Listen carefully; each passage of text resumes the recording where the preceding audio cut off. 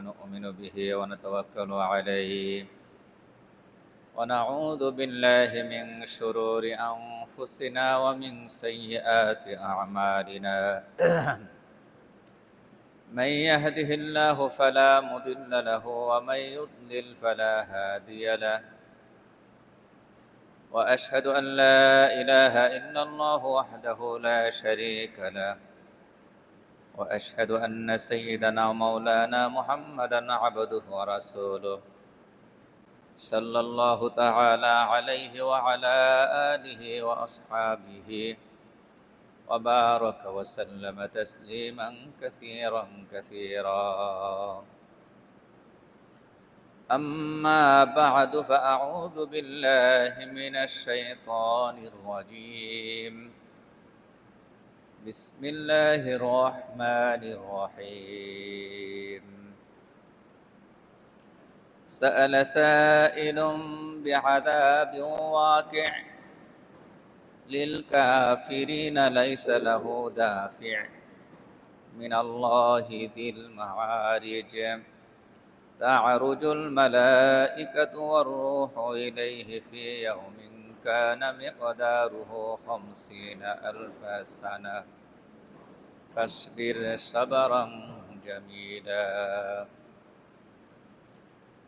إنهم يرونه بعيدا ونراه قريبا يوم تكون السماء كالمهل وتكون الجبال كالعهن ولا يسأل حميم حميما يبشرونهم يود المجرم لو يفتدي من عذاب يومئذ ببنيه وصاحبته وأخيه وفصيلته التي تؤويه ومن في الأرض جميعا ثم ينجيه كلا إنها لظى نزاعة للشوى تدعو من أدبر وتولى وجمع فأوعى صدق الله مولانا العظيم درس الكريم اللهم صل على محمد وعلى آل محمد كما صليت على إبراهيم وعلى آل إبراهيم إنك حميد مجيد اللهم بارك على محمد وعلى آل محمد كما باركت على إبراهيم وعلى آل إبراهيم إنك حميد مجيد আল্লাহ তাবারক ওয়া তাআলার অশেষ মেহেরবানি পবিত্র শুক্রবার দিনে জুমার সালাত আদায়ের জন্য তিনি আমাদেরকে মসজিদে হাজির হওয়ার তৌফিক দান করেছেন। এজন্য অন্তরে গভীর থেকে মহান মালিকের দরবারে শুকর আদায় করি, বলি আলহামদুলিল্লাহ। কোরআনে কারিমের ৭০ নম্বর সূরা, সূরা আল মাআরিজ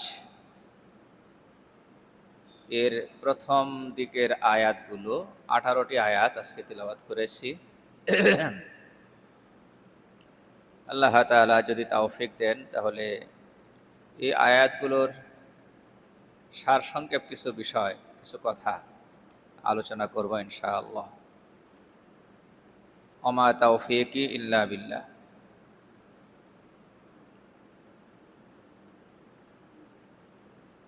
সূরা মাআরিজ মক্কায় অবতীর্ণ হয়েছিল। মক্কি সূরাগুলোর এক বিশেষ বৈশিষ্ট্য হলো এগুলোতে বিধান কম।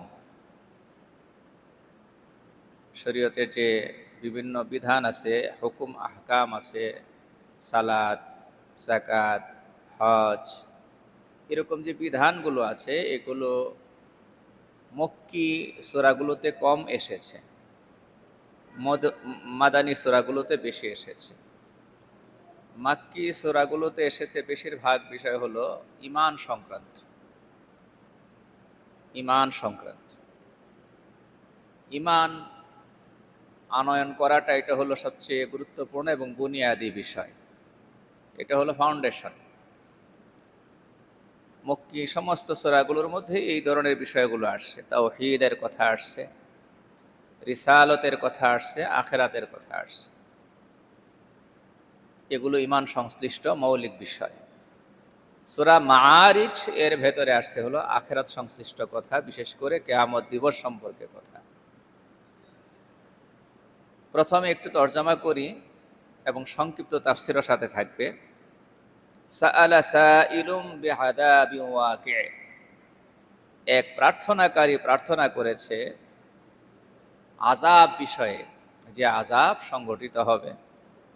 লিল কাফিরিন, যা অবধারিত অবিশ্বাসীদের জন্য, কাফেরদের জন্য। লাইসা লাহু দাফি, যার প্রতিরোধকারী কেউ নেই, যা কেউ ঠেকাতে পারবে না।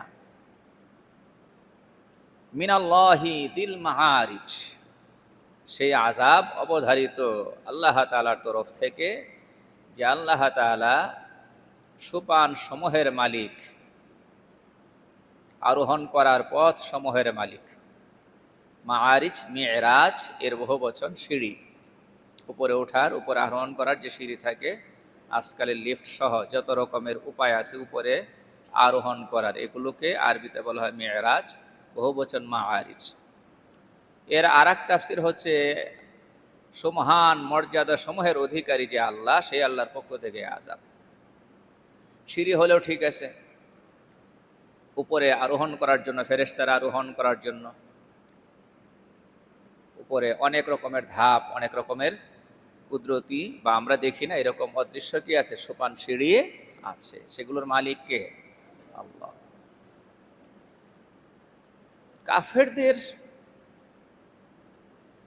অনেক রকম কাফের ছিল। এক প্রকার কাফের ছিল যারা মূলত আহলে কিতাব। এরা ইসলামের সত্যতা শতভাগ জানত এবং বিশ্বাস করত। রাসূল কারীম সাল্লাল্লাহু আলাইহি ওয়াসাল্লাম সত্য নবী, এরা শতভাগ জানত এবং বিশ্বাস করত। কারণ তাদের কাছে কিতাব ছিল তাওরাত। তাওরাতে শেষ নবী সাল্লাল্লাহু আলাইহি ওয়াসাল্লামের যে সমস্ত বৈশিষ্ট্য থাকবে, চরিত্র থাকবে, সেগুলোর বিস্তারিত বিবরণ ছিল। তারা সেই তাওরাত পড়ত এবং জানত। এবং মুহাম্মদ সাল্লাল্লাহু আলাইহি ওয়াসাল্লাম যখন দুনিয়াতে এসেছেন, মিলিয়ে দেখেছে যে 100 মিলে যায়। কোরআন বলছে যে ইয়ারিফুনাহু কামা ইয়ারিফুনা আবনাআহু। ইহুদি লোকগুলো, আহলে কিতাবের লোকগুলো রাসূল সাল্লাল্লাহু আলাইহি ওয়াসাল্লামকে এমনভাবে চিনত, বাবারা নিজেদের সন্তানদেরকে যেমন ভাবে চিনে।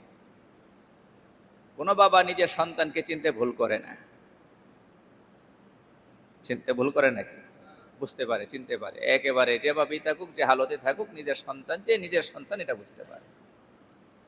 তো আহলে কিতাব যারা ছিল, তাওরাত ইনজিল যাদের কাছে এসেছিল, এরা মুহাম্মদুর রাসূলুল্লাহ সাল্লাল্লাহু আলাইহি ওয়াসাল্লাম যে শেষ নবী, একেবারে ওই রকম করে বুঝতো। সন্দেহ ব্যতীত, কোন রকমের সংশয় ব্যতীত তারা বুঝতো যে ইনি শেষ নবী সাল্লাল্লাহু আলাইহি ওয়াসাল্লাম। তারপরেও দুনিয়ার হীন স্বার্থে, আবার একটু হিংসাবশত, যে সমস্ত নবী আসছে বনি ইসরায়েলের ভেতরে, আর মুহাম্মদ সাল্লাল্লাহু আলাইহি ওয়াসাল্লাম কোথায় আসেন নাই? বনি ইসরায়েলের ভেতরে আসেন নাই, ইসমাঈল আলাইহিস সালামের বংশধরে আসছেন। এই কিছুটা হিংসা আর কিছুটা হলো দুনিয়ার স্বার্থ। কারণ মুহাম্মদ সাল্লাল্লাহু আলাইহি ওয়াসাল্লামের প্রতি ঈমান নিয়ে আসলে ঈমানের কঠিন কঠিন পরীক্ষা দেওয়া লাগবে, মাতবরি থাকবে না। তারপরে দুনিয়ার যে সমস্ত সুযোগ সুবিধা এখন ভোগ করতেছে, এগুলা ভোগ করা যাবে না। এই জন্য তারা ঈমান আনয়ন করেনি। এরা একদল জেনে বুঝে সত্যকে অস্বীকার করত। আর এক দল ছিল মুশরিক। ওদের কাছে সত্যটা সত্য বলে অতটা কি ছিল না, পরিষ্কার ছিল না। হয় সংশয় ছিল অথবা একদম উল্টা বুঝত। রাসূল সাল্লাল্লাহু আলাইহি ওয়াসাল্লাম যখন নবুয়তের দাবি করলেন, বিশ্বাসই করতো না যে আরে মুহাম্মদ তুমি একজন এতিম মানুষ, আর তোমারে আল্লাহ তাআলা নির্বাচন করবেন নবী বানানোর জন্য। আল্লাহর মানুষ পাইল না বুঝি, এরকম বেহুদা কথাবার্তা বলত।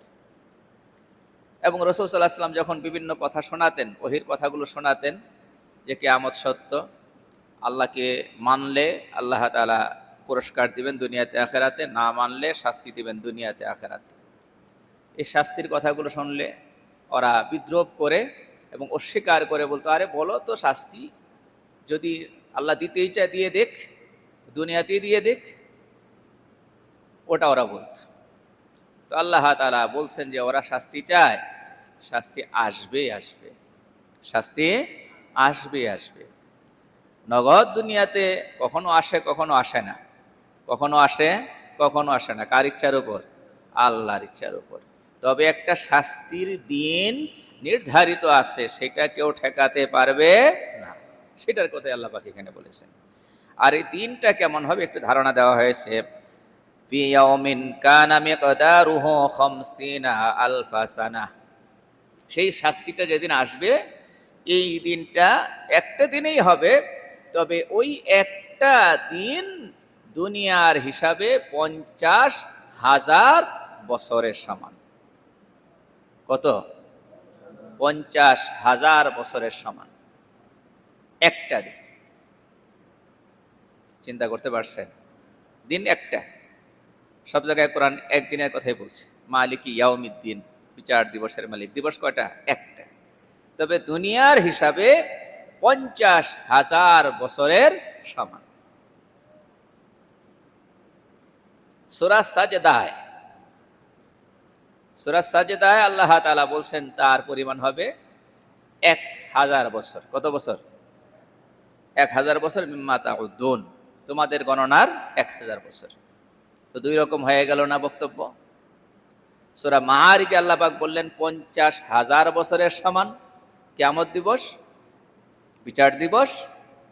আর সূরা আস-সাজদায় আসছে, হামিম আস-সাজদায় 1000 বছর। তো এটা সমন্বয় ব্যাখ্যা অনেকভাবেই করা হয়েছে। সবচেয়ে সহজ ব্যাখ্যা যেটা, সেটা হলো সব পাপীর অবস্থা একরকম হবে না। সব পাপীর অবস্থা কি হবে না? একরকম হবে না। যে যত বড় পাপী হবে তার জন্য কিয়ামত দিবসটা তত বড় হবে, বিচার দিবসটা তত বড় হবে। এটা তো বুঝেন, যে সুখে থাকে সে রাত্রে ঘুমায়, সন্ধ্যা রাত্রে ঘুমালেও একেবারে ফজরের সময় জাগে, অথবা তারা নামাজ পড়ে না আরো পরে জাগে, রাত কোন দিক দিয়ে পার হয়ে যায় খবর নেই।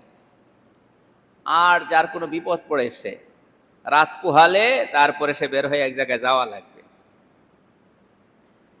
মনে করেন বাড়িতে মানুষ মরেছে অথবা হাসপাতালে রোগী আছে, এই মানুষটার জন্য রাত তো ঘুমে ধরবে না, একটু পরে পরে জাগবে, রাত শেষ হয় না কেন, কয়টা বাজে, অথবা নিজে অসুস্থ, প্রচন্ড পেটে ব্যথা, হাসপাতালে যাওয়া লাগবে। এখন 1-1 ঘন্টা লাগবে মনে 1-1 দিনের সমান নাকি? তো বিপদটা যত বেশি, রাতটা মনে হবে কি তত লম্বা। তো বিচার দিবস কোন কোন পাপীর জন্য 1000 বছর, কোন কোন পাপীর জন্য 50,000 বছর। কল্পনা করা যায়? সহ্য করা যাবে? আরে সেদিন বুঝে আসবে কয়দিনের দুনিয়ার জন্য এই উল্টাপাল্টা করছিলাম, উল্টাপাল্টা জীবন যাপন করছিলাম, আল্লাহর কথা মানি নাই, রাসূলুল্লাহ সাল্লাল্লাহু আলাইহি সাল্লামের কথা মানি নাই, কয়দিনের দুনিয়ার জন্য। আর এখনো জাহান্নাম সামনে রয়ে গেছে, সব সামনে রয়ে গেছে। শুধুমাত্র বিচার দিবসের দৈর্ঘ্যটা দুনিয়ার হিসাবে কত হয়ে যাচ্ছে? 50,000 বছর। রাসূল কারীম সাল্লাল্লাহু আলাইহি ওয়াসাল্লাম এই ব্যাপারে যখন কথা বলছিলেন, কোন একদিন এক সাহাবী বলছেন, মা আতওয়ালা হাদাল ইয়াউম, এই দিনটা তাহলে, এই দিবসটা, বিচার দিবসটা তাহলে কত লম্বা হবে, এত বড় লম্বা দিন কেমনে সবর করব? فقال رسول الله صلى الله عليه وسلم والذي نفسي بيده إنه لا يخف على المؤمن। রাসূলুল্লাহ সাল্লাল্লাহু আলাইহি ওয়াসাল্লাম তখন আল্লাহর নামে কসম করে বললেন যে সেই দিনটা মুমিনদের জন্য হালকা হয়ে যাবে, সহজ হয়ে যাবে। ওয়া ইন্নাহু ইয়াকুনু আখাফফা, ওয়া ইন্নাহু ইয়াকুনু আখাফফা মিন সালাতিন মাকতুবাতিন ইউসাল্লিহা ফিদ দুনিয়া। রাসূলুল্লাহ সাল্লাল্লাহু আলাইহি ওয়াসাল্লাম বলেন যে মুমিন ব্যক্তির জন্য এই 50,000 বছরের লম্বা, 50,000 বছর সমান লম্বা যে বিচার দিবসটি মুমিন ব্যক্তির জন্য এতটা সংক্ষিপ্ত, সুসংক্ষিপ্ত হয়ে যাবে, এটা হয়ে যাবে একটা ফরজ নামাজের সমান। একটা ফরজ নামাজ দুনিয়াতে সে যে আদায় করত যতটুকুন সময় লাগতো এতটুকুন সময় পরিমাণ। নামাজ পড়ার দরকার আছে না নাই? কথা বলেন না। নামাজের কথা বলেই যেহেতু বলা হয়েছে, এখানে শব্দটা খেয়াল করেন, কানা ইউসাল্লিহা ফিদ দুনিয়া, যে নামাজটা সে দুনিয়াতে পড়তো ওই রকম একটা ফরজ নামাজের সমান হবে তার জন্য। তাহলে নামাজ পড়নেওয়ালাদের জন্য নাকি না পড়ে যারা থাকে তাদের জন্য? তো নামাজ পড়া দরকার আছে না নাই? মিস করার সুযোগ নেই। নামাজ না পড়লে দুনিয়াও লম্বা হয়ে যায়। নামাজি ব্যক্তির জন্য দুনিয়ার জীবনও সহজ। ওই যে বলছি না, বিপদের সময় বা বিপদের দিন লম্বা নাকি সুখের দিন লম্বা? একটু আগেও তো বললাম, কাটে না কোন মাস, কাটে না কোন বছর, কাটে না কোন রাত, যে রাতগুলোতে কি আছে? বিপদ আছে, যেন শেষই হয় না। যে মাসে হাতের টাকা নাই, শেষ হয়ে গেছে যে কোনো কারণে, পরের মাসের বেতন হাতে আসলে পরে হাতে টাকা আসবে, এই মাসের দিনগুলা যেন কি হয় না? শেষ হয় না। কথা ঠিক না বেটি? আমরা যারা চাকরি করি, মাসে একবারে হাতে টাকা আসে, এরপরে সারা মাস খরচ করা লাগে। কোনো কারণে যদি টাকাটা মাসের মাঝামাঝি সময়ে শেষ হয়ে যায়, মাসের বাকি দিনগুলো যেন কি হয় না? শেষ হয় না। তাহলে বোঝা গেল মুসিবতওয়ালা সময় লম্বা হয়, বিপদের সময় লম্বা হয়। যারা মোমেন, প্রকৃত মোমেন, যারা তাকদীরে বিশ্বাস করে, যারা তাকদীরে বিশ্বাস করে, যারা সবরের জীবন যাপন করে, যারা শুকরের জীবন যাপন করে, সবরওয়ালা জীবন, শুকরওয়ালা জীবন উভয়টা তাকদীরের বিশ্বাসের উপর নির্ভরশীল।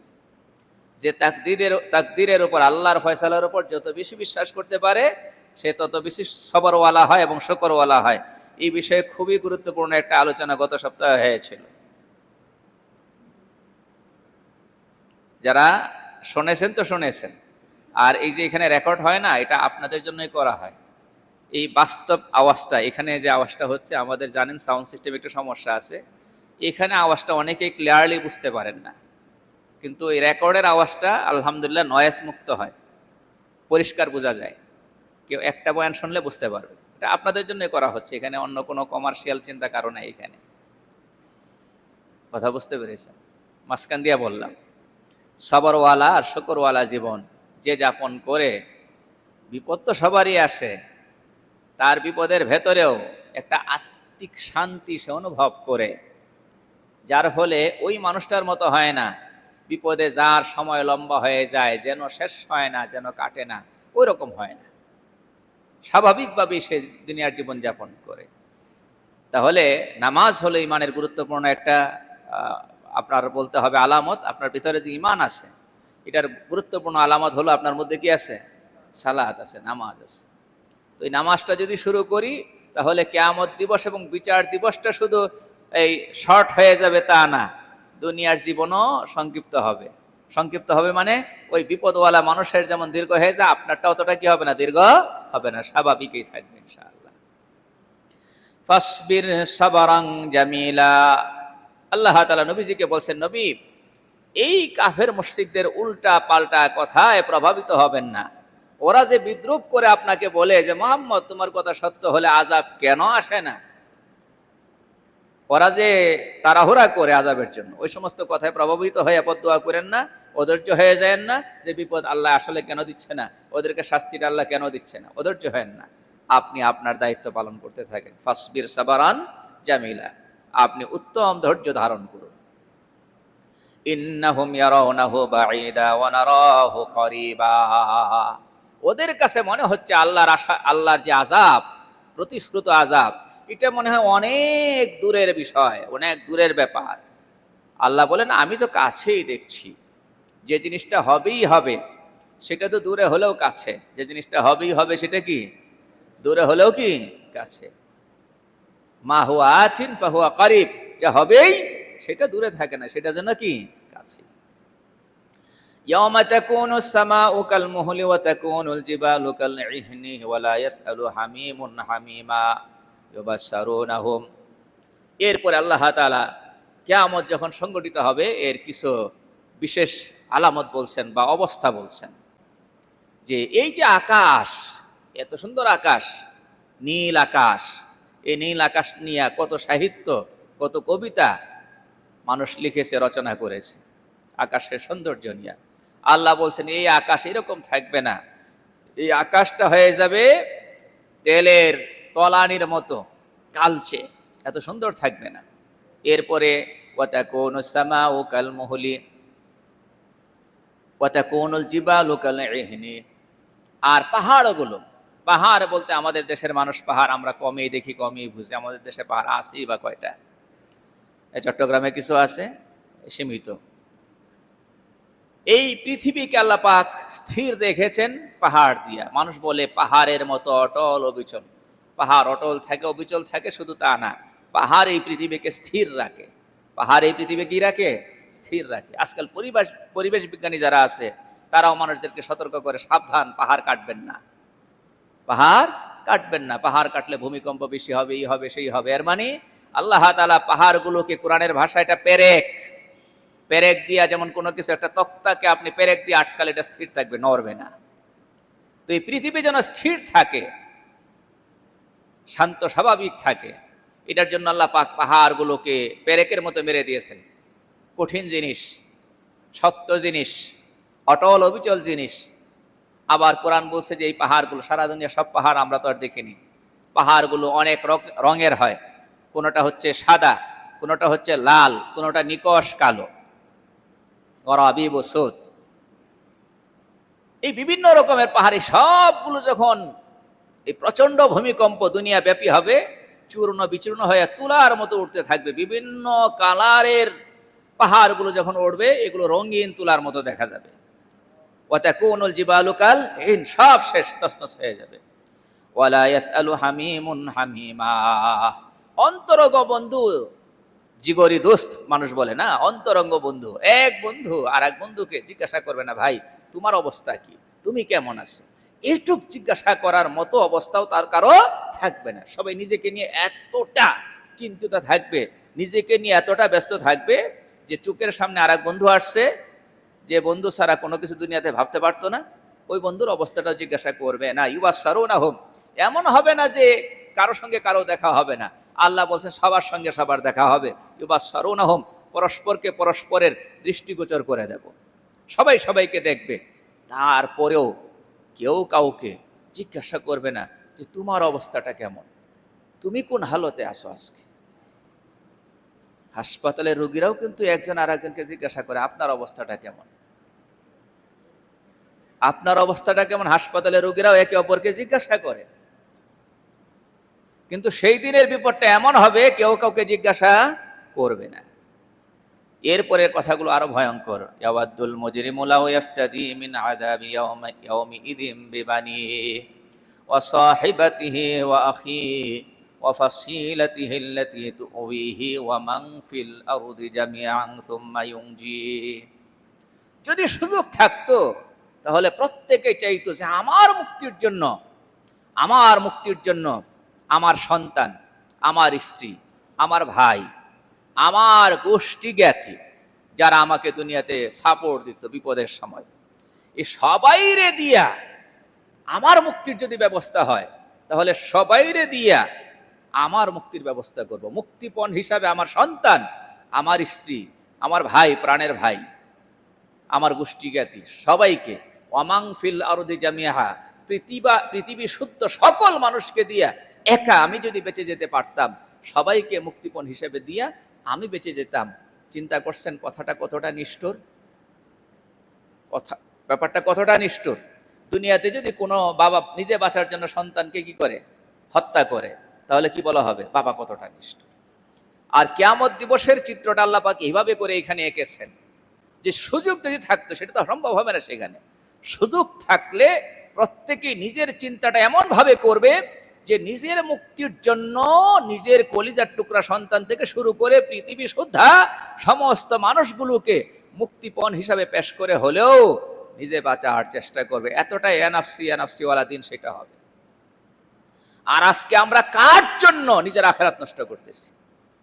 হারাম কামাই করে সন্তানের জন্য রেখে যাব, হারাম কামাই করে স্ত্রীকে ভালো খাওয়াবো, ভালো পড়াবো, হারাম কামাই করে নিজের স্ত্রী সন্তানের জন্য সুন্দর একটা বিল্ডিং করে যাব, মিথ্যার আশ্রয় নিচ্ছি, ছলনার আশ্রয় নিচ্ছি। কার জন্য করছি? না এরা কিয়ামত দিবসে আমার পাশে থাকবে, না আমি ওদের পাশে থাকবো। সন্তানের জন্য করা চাই, স্ত্রীর জন্য করা চাই, ভাইয়ের জন্য করা চাই, সবার জন্য করা চাই, তবে বৈধ পন্থায় না অবৈধ পন্থায়? বৈধ পন্থায়। হালাল দিয়ে যদি করেন তাহলে পরকালে বিপদের কারণ হবে না, বরং নাজাতের কারণ হবে। কাল্লা, আল্লাহ বলেন এটা কল্পনা করবে, এটা চাইবে ঠিক, কিন্তু এই সুযোগ দেওয়া হবে না। সেখানে মুক্তিপণের কোনো ব্যবস্থা নেই, না টাকা দিয়া, না জীবন দিয়া, না মানুষ দিয়া, কাউকে দিয়ে কি করা যাবে না। ওখানে গোষ্ঠুসের কোনো সিস্টেম নেই, মুক্তিপণের কোনো সিস্টেম নেই। ইন্নাহা লাযা নাযাআতান লিশ-শাওয়া তাদউ মান আদবারা ওয়া তাওয়াল্লা ওয়া জামাআ ফাআওয়া। ইন্নাহা লাযা, জাহান্নামটা হচ্ছে লেলিহান আগুন, লেলিহান শিখা আগুন, উপরের দিকে উঠতে থাকবে শুধু শিখাগুলো। নাযাআতান লিশ-শাওয়া, টেনে আনবে চামড়া, চামড়া ভেদ করে কলিজা। তাদউ মান আদবারা ওয়া তাওয়াল্লা, জাহান্নাম ডেকে ডেকে নেবে।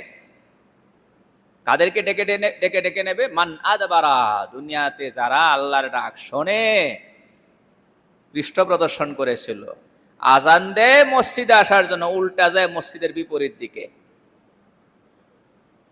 আজান দেয় কোন দিকে আসার জন্য? মসজিদে আসার জন্য। যায় কোন দিকে? মসজিদের দিকে না বিপরীত দিকে? আল্লাহ মাফ করুন। যারা ইমানের আহ্বানেই শোনে নাই, তারা তো এক নাম্বারের মধ্যে আছে। আর যারা ইমানের দাবি করে ঠিক, কিন্তু নামাজ নাই, হালাল হারাম নাই, শরীয়তের বিধান মানার গুরুত্ব নেই, তারাও আছে এর ভেতরে। আল্লাহ আমাদেরকে হেফাজত করুন।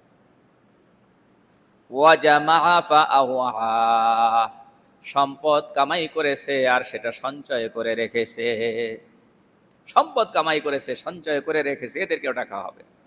সম্পদ কামাই করা, সঞ্চয় করা বাস্তবে তো নিষেধ না। সম্পদ কামাই করা এটা এক প্রকারের ইবাদত, এবং আপনি যদি সন্তানের জন্য, ওয়ারিসদের জন্য রেখে যেতে চান, সেটার মধ্যেও সওয়াব আছে। তো এখানে বলা হলো কেন এটা? হ্যাঁ, কিন্তু সম্পদ যেভাবে কামাই করতে বলা হয়েছে এবং যে নিয়তে সন্তানদেরকে রেখে যেতে বলা হয়েছে, এইটার মধ্যে, এই সীমা রেখার ভেতরে বেশিরভাগ মানুষ নাই। কথা বুঝাইতে পেরেছি? আচ্ছা, আমরা যদি সমাজে জরিপ চালাই, আমাদের দেশটার মধ্যে যদি জরিপ চালাই, তাহলে হারাম কামাইয়ের সুযোগ আছে, তারপরেও হারাম কামাই করে না। কি বলছি? হারাম কামাইয়ের সুযোগ আছে, তারপরেও হারাম কামাই করে না। 100 জনের মধ্যে কয়জন পাওয়া যাবে? বড় কঠিন প্রশ্ন, বড় কঠিন প্রশ্ন। অন্যের হক কোনো না কোনো ভাবে মেরে খায় না, সুযোগ থাকার পরেও। 10 জনের মধ্যে কতজন? 100 জনের মধ্যে কতজন? বড় কঠিন প্রশ্ন। এই জায়গাটাতে অনেকে হেরে যাবে। এবং যদি বলি মানুষ বেশিরভাগ ক্ষেত্রে নাফরমানি করে বা পাপের পথে যায়, এই সম্পদকে কেন্দ্র করে। কিভাবে? একটা মেশিন যদি চালাইতে হয়, মনে করেন একটা গাড়ি, এটা গাড়ি আপনি ব্যবহার করে আপনার গন্তব্যে যাবেন, তো গাড়ির জন্য জ্বালানি, ফুয়েল লাগে কি লাগে না? যদি তেলের গাড়ি হয় তাহলে সেখানে তেলই ঢুকাতে হবে। তেলের বদলে যদি একেবারে মিনারেল ওয়াটার ঢোকান, হবে নাকি? হ্যাঁ, বিশ্বের সবচেয়ে দামি কোম্পানির পানি ঢোকাইলে হবে? গ্যাসটাও যেমন গ্যাস হওয়ার দরকার, সেটা যদি গ্যাসের গাড়িতে না ঢোকানো হয়, তো গ্যাস গাড়ি কি চলবে নাকি? চলবে। এই গাড়ি আপনাকে আপনার জায়গায় নিয়ে যাবে না, গাড়ি চলবে না। তো এই আমাদের যে হালাল খাবার, খাবার না কি বলছি, হালাল খাবার, এটা হলো ইবাদত এর গন্তব্যে যাওয়ার জন্য। কিসের গন্তব্যে? এই গাড়ি দিয়ে আবাদত করতে হলে, এই গাড়ি আবাদতের গন্তব্যে যাওয়ার জন্য হালাল খাবার লাগবে। এটা হলো ভেজাল মুক্ত ফুয়েল। খাবার যখন হারাম হয়ে যায়, তখন এই মানুষটাকে আপনি যত কথাই শোনেন, ওয়াজ শোনাবেন, হয়তো শুনবেই না, অথবা শুনে এক কান দিয়ে ঢোকাবে আর এক কান দিয়ে বের করে দেবে। হুজুর নামাজে ফরজ, এটা তো জানি, আসলে পড়ার দরকার, পড়ার দরকার, আসলে হুজুর ভুল করি, আসলে পড়ি না, পড়বো ইনশাআল্লাহ। এর দূর পর্যন্ত কি শেষ, জেনে বুঝেও আসতে পারবে না এই জায়গাটা। এই জন্য রাসূল কারীম সাল্লাল্লাহু আলাইহি ওয়াসাল্লাম খুব সহজ করে বলে দিয়েছেন, লা ইয়াদখুলুল জান্নাতা জাসাদুন গুযিয়া বিল হারাম। ওই দেহটা জান্নাতে প্রবেশ করবে না যে দেহটা তৈরি হয়েছে হারাম খাবার দিয়ে। যে দেহটা তৈরি হয়েছে কি দিয়ে? হারাম খাবার দিয়ে। কই প্রবেশ করবে না? জান্নাতে প্রবেশ করবে না। কারণ হারাম খাওয়া মানুষগুলো সম্ভব না দুনিয়াতে ইমানের উপর অটল অবিচল থাকবে, আমলের উপর অটল অবিচল থাকবে, এটা হয়ে উঠবে না। একদিক যদি হয়, দেখবে যে নামাজ পড়তেছে ঠিকই, গোসল খায়, জোহরের নামাজটা পড়ে আসে অফিসের পাশের মসজিদটাতে, কিন্তু অন্য অনেক দিক দেখবেন যে উল্টাপাল্টা করে রাখছে। নামাজ পড়লেই শুধু হবে নাকি, সব তো ঠিক থাকতে হবে। কথা বুঝতে পেরেছেন? আল্লাহ আমাদেরকে হেফাজত করুন। তো এই পরকালকে আল্লাহ তাআলা অনেক বেশি করে উপস্থাপন করছেন কোরআনে কারিমে। কিয়ামত দিবসের কথা, বিচার দিবসের কথা অনেক বেশি আলোচনা করেছেন। উদ্দেশ্য হলো এগুলো যদি আমাদের অন্তরে জাগরূক থাকে, আমরা যদি এগুলো আমাদের চিন্তায় জাগিয়ে রাখতে পারি, তাহলে ভুল পথ পরিহার করে সঠিক পথে চলা, সঠিক পথে ফিরে আসা, আল্লাহর পথে ফিরে আসা, আল্লাহর সাথে সম্পর্ক করা সহজ হয়ে যাবে। আল্লাহ তাআলা আমাদের প্রত্যেককেই তৌফিক দান করুন। দিল থেকে আমিন বলি। ওয়া আখিরু দাওয়ানা